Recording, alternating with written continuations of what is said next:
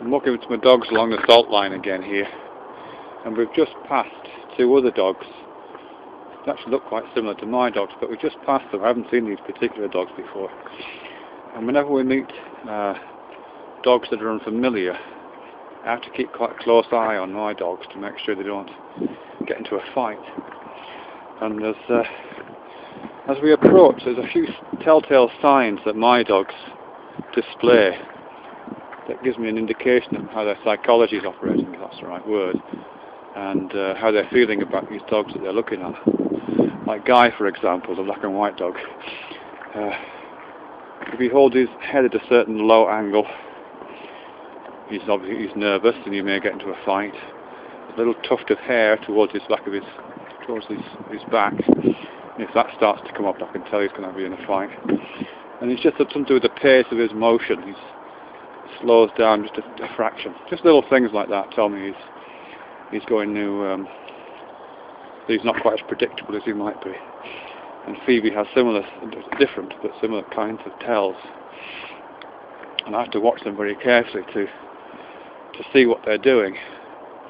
And I think they also watch me, actually, because I was reading about this kind of dog whisperer. And that's one of the things he said. He says that dogs watch their owners and gauge any relationship that they're in with the dogs according to how the owner is responding. So since I read that, I've been very careful not to. I'll try not to display any signs of fear or anxiety or caution myself. I don't immediately grab the leads and rein them in or anything like that. But what that makes me think, that whole sort of pattern of events makes me think, is how much must be going on for us all the time, really, when we're in these kind of situations.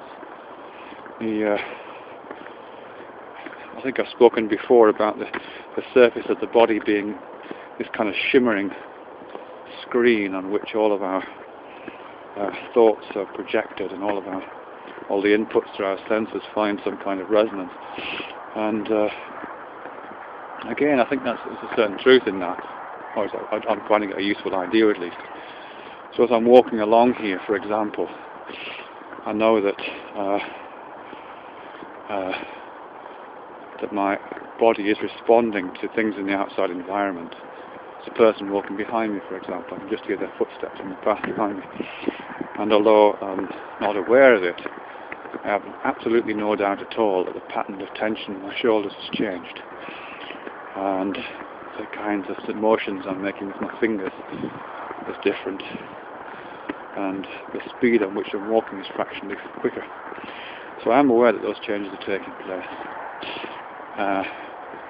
I'm also aware that the sort of pattern of my gaze is changing, not because of that particular stimulus, but as I'm moving, different things are coming into my vision, and the pattern of my gaze is changing quite considerably as I walk. So not only am I looking at specific things consciously, but my eyes are flickering across almost imperceptibly to map out the environment I'm walking through. Also in terms of things like the patterns of my breathing, which is also varying according to where I'm going and what I'm doing. And I say this must happen all the time. It must be constant. There's more dogs here, so I think I'm about to see another example in Guy and Phoebe.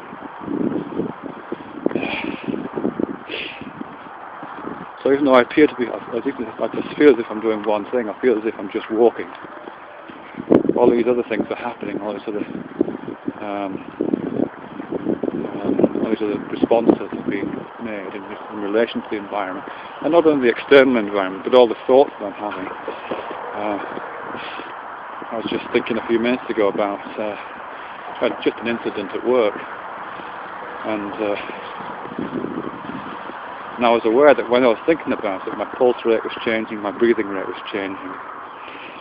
All sorts of autonomic reactions were taking place, which were probably detectable, were certainly detectable by instruments, but I wouldn't be at all surprised if they were also detectable simply by eye. So again, I think a suggestion there that even whilst we appear to be doing one thing, just walking here, all sorts of other things are taking place as well, and there's all sorts of ripples spreading across the surface of this pool.